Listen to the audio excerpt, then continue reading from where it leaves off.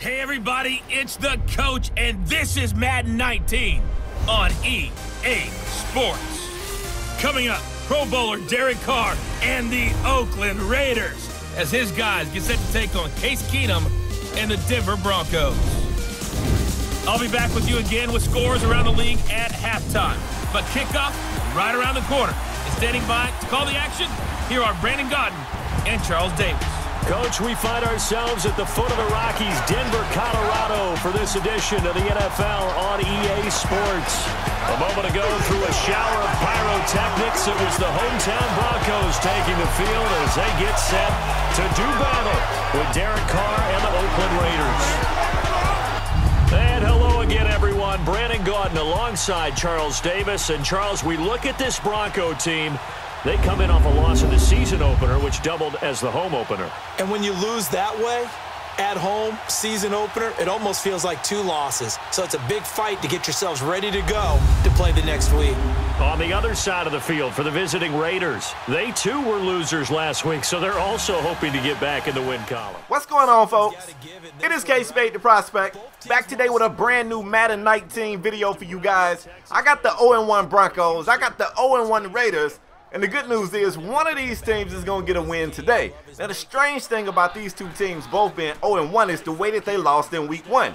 The Broncos got a great game from Case Keenum. 3 touchdown passes, only 1 pick, and that wasn't enough to get the win.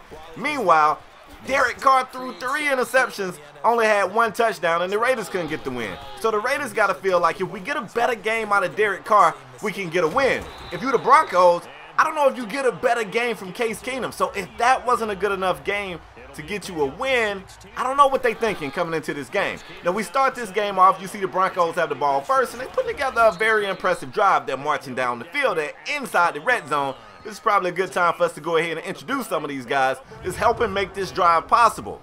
I'm going to throw it to the offensive line. There's some familiar names there. The big guys up front creating these big holes for this running back, Devontae Booker, who's eaten so far in this game.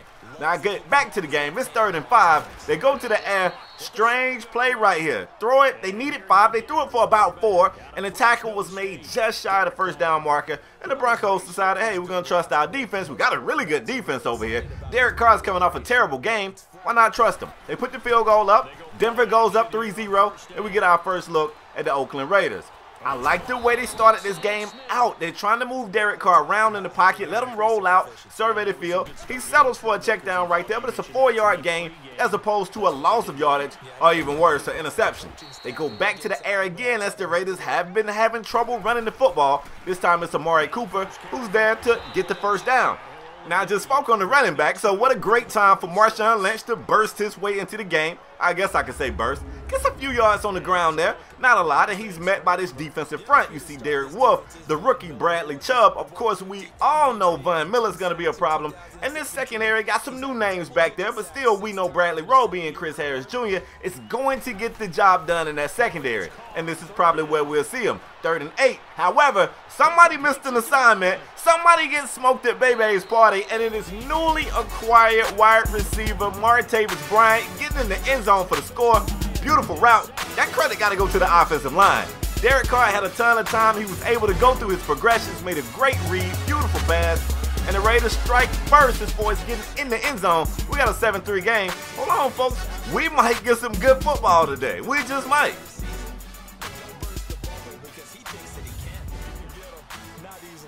The Denver offense comes back on the field. They want to answer the call. The first quarter draws to a close. It's about 25 seconds on the clock right here. And why not? It worked for the Raiders. Why not for the Broncos? Case Keenum takes a shot down the field, and it was coverage there, but that's a great catch by the receiver. 40-yard gain right there. They moved the chains, and they're going to set themselves up to be right back in really good field position. Outside of the red zone, but not by much. Maybe 10 yards outside of the red zone. You get another look at it, and again, man, it was a safety there. It's just a receiver making a great play. I don't know if you can really live on that, though. But like I said, Case Keenum is coming off of a great game, so Case ain't the guy we got to worry about. It's the other guys around him. They got to be able to make plays. They decide to keep it on the ground right here. They get him 5. Chucky's fired up on that sideline. He wants to see his defense make some stops. 3rd and short. Case dancing around in the pocket. Finds his tight end who's standing right on that yellow line as if he can see it himself. Turns around, picks up a few more yards. and now they're inside the red zone. Now, this team was just here, and they had to settle for 3. That got to be in the back of their minds. I'm sure they want to get in the end zone here. They keep it on the ground. Booker dancing around. The safety was coming in like a heat-seeking missile. Now, he was able to dodge the safety, but the 5th-round draft pick out of Michigan, the rookie Maurice Hurst, was right there for the tackle to put the Broncos in a 3rd and long situation. They dial up the screenplay. Raiders right there. The screenplay ain't really popping like that in Madden 19, Denver. I don't know if y'all know. So, again, they get into the red zone, and again, they have to settle for 3. Now, the good news is it's still a very competitive game, a 1-point game to be exact, with about 3 minutes on the clock, 3.5 minutes before the half. So, possibly if the Bronco defense comes out and makes a stand, the offense can get back on the field. Chris Harris Jr. wanted that interception so much that he damn near morphed over there and got it. He's going to put the Raiders in a 3rd and long situation. He's upset with himself that he didn't actually catch that. 3rd down, Carr with a quick read across the middle, gets a diving catch from Martavis Bryant. Martavis Bryant actually started asking out of Pittsburgh a few years back, and this could be a great fit for this Raider team. Now right here, Carr gets wrapped up in the backfield. You already know, man, it's Von Miller. Von Miller would not only get to the QB, but he and Khalil Mack are so great at the strip sack. Right here, he's able to get the ball out of Carr's hands, and luckily the Raiders recover. They come right back and take a shot down the field, and they are able to get some laundry thrown on the field. It was an obvious defensive pass interference right there. That's going to be huge. And Bradley Roby, he's kind of getting picked on. Like, nobody really wants to pick on Chris Harris Jr. And it's crazy because Roby's a good corner too, but if those are your 2 options, you kind of want to pick on Roby. You don't really want to go with Chris Harris Jr., and that's kind of what the Raiders have been doing, and so far, been kind of having some luck at it. Now look, after that run right there, Marshawn Lynch actually finally picking up something. The Raiders continue to keep this Denver defense honest. 1st and 10, quick slant. They got another new target. Whoever would have thought we'd see Jordy Nelson outside of Green Bay? He's going to pick up 5 or 6 yards on the play, and on 2nd and short, Carr drops back to pass, realizes that he's got a gaping hole in the middle of the offensive line, runs into the end zone. Get this, for his first career rushing touchdown. This is crazy. How is this the first time Derek Carr has ever run it in? I thought he was somewhat mobile at Fresno. This is crazy.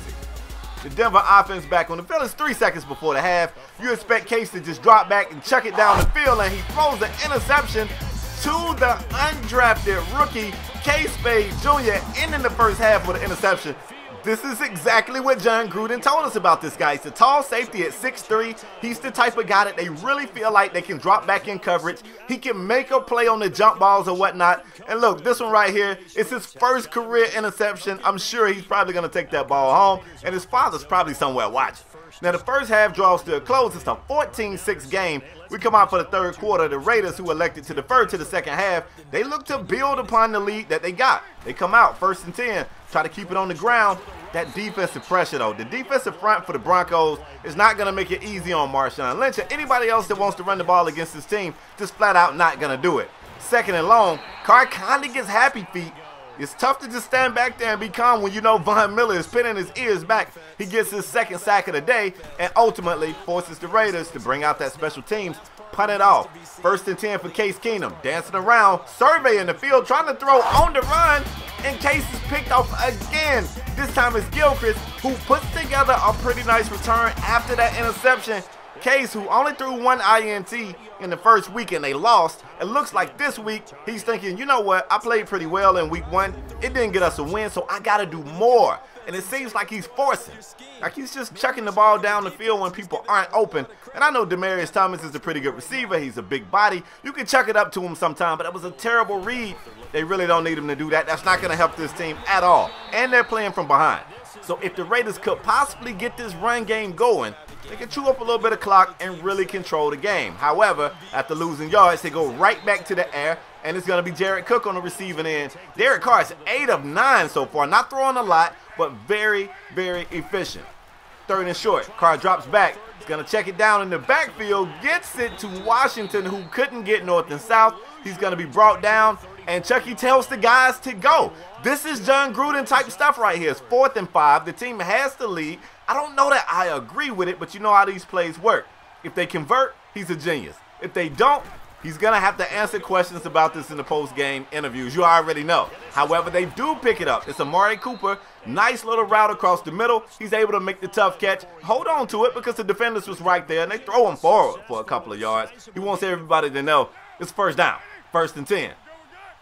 2 minutes on the clock, 2.5 minutes on the clock. The Raiders are slowing down the tempo. They really want to chew up some clock, and they need to get this running game going. And right here, they just couldn't get it together. I don't know if it was a miscommunication or what, but ultimately, they're going to take the delay of game penalty, and John Gruden is pissed.